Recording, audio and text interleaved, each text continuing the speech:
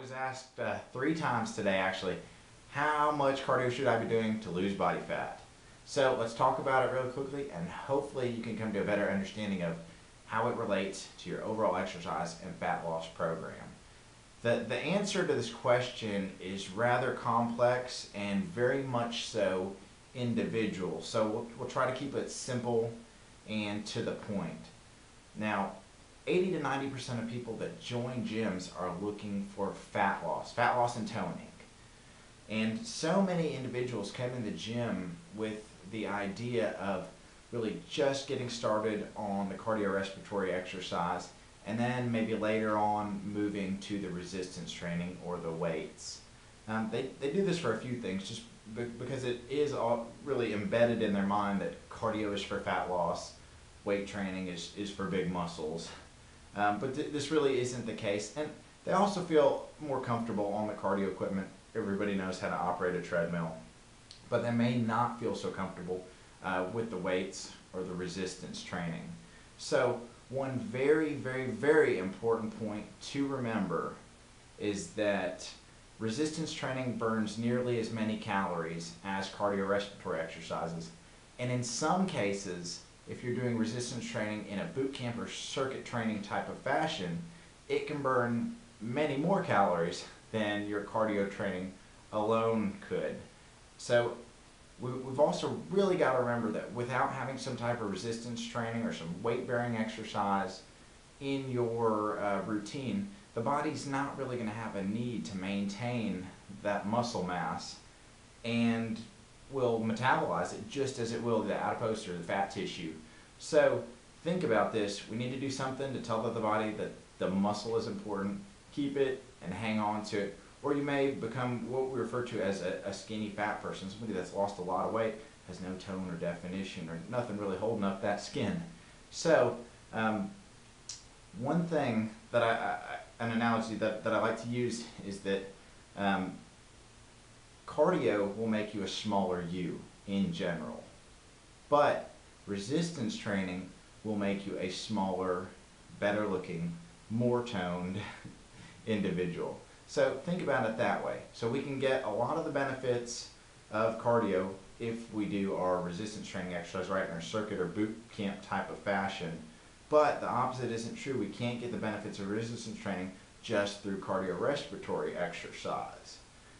So if you're to just do the cardiorespiratory exercise, you also end up with a very lopsided type of fitness or a lower body fitness, only in a certain range of motion.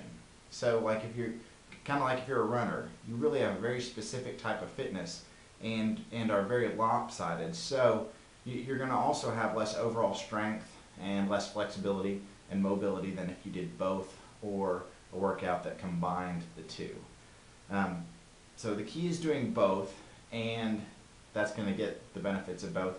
What I do with most of my clients who are looking for fat loss is a combination of the two, a circuit and functional training type of workout where we get all of those benefits done in 1 hour because they're busy people and they don't want to spend all day in the gym. So if you do your workouts correctly, you should be able to keep your heart rate up through a resistance training or circuit training type of workout to where you've gotten cardio in and really tax that aerobic system as well during your 45 minutes to an hour, however long you're in the gym, so that you don't have to sit over there on the treadmill for another 20 to 30, 40 minutes, whatever it may be. Okay, so back to the question. First thing I need to know when you're asking how much cardio do I need to do to lose body fat, I need to know what have you been doing? What type of cardio, how long? Have you been doing anything? Just like really anything or everything in fitness and exercise, everything we do depends on what we've done. All of our training is cumulative, and oftentimes there's not a true or false, black or white, this is the best form of exercise. The best form of exercise for you depends on what you've been doing. So if you've been walking on that treadmill for 6 months, your fat loss has slowed, then for you, the best type of cardio exercise is going to be anything but that treadmill. So, the second thing I need to know, how is your diet? Just to make it so that it's easy to understand, You can lose all of the body fat you want and never step on a piece of cardio equipment. So a person, if the diet is right, and like say for somebody that only has 2 hours to spend in the gym per week, none of that time is going to be spent on a piece of cardio equipment. We can make those changes and lose all the body fat we need through changing the diet and working and leaning a little bit more on the nutrition program.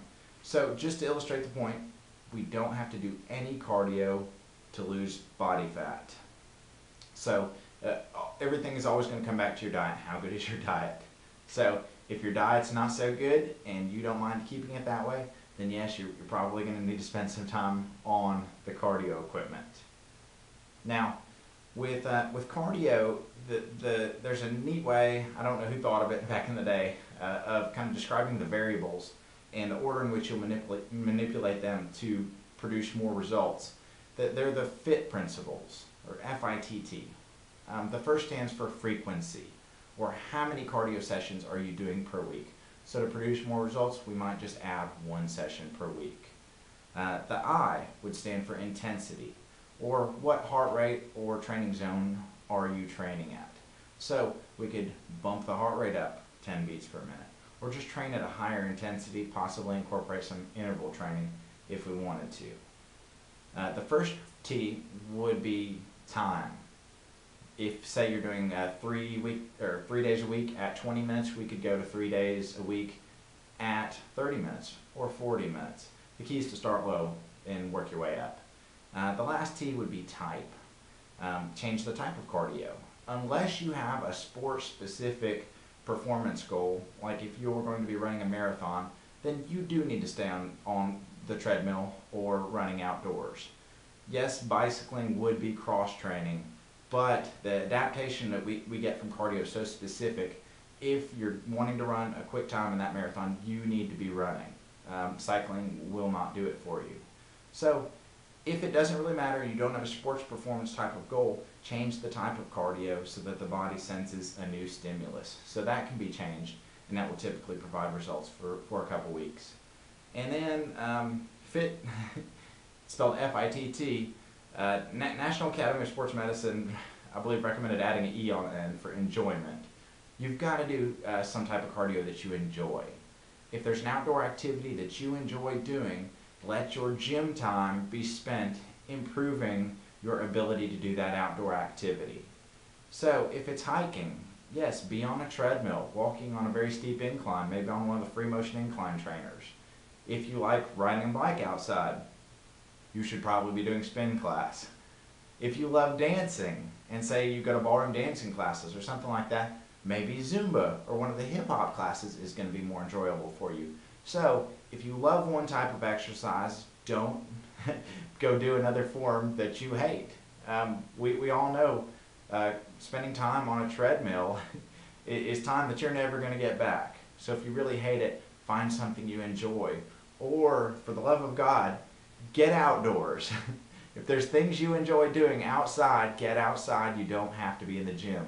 Ultimately, the gym should be used as a tool to get us outside of the gym or involved in activities that we like and getting us out in nature. So choose the type of cardio that you enjoy, and it's going to be much easier to stick with it and keep going. So people starting in the gym, a recommendation, if you're just doing regular resistance training, kind of the old school way of doing it, start your cardio with 3 days a week at 20 minutes. Build up from there. If we were to start very aggressively and go gung-ho, like you want to lose a ton of body fat and you've got to do it now, kind of the attitude that all the new people have in the gym, and you start with say 5 days a week, 1 hour of cardio, and the body quickly adapts and responds to that and quits producing results, where do you go from there? Can we go an hour and a half, 6 days a week? It's just not sustainable, and it's going to quickly lead to burnout. So start with the minimum level required to produce results, which is about 3 days a week, 20 minutes, and build your way up from there. Remember, you can change the frequency, the intensity, the time, or the type of exercise to keep producing results. Don't forget enjoyment.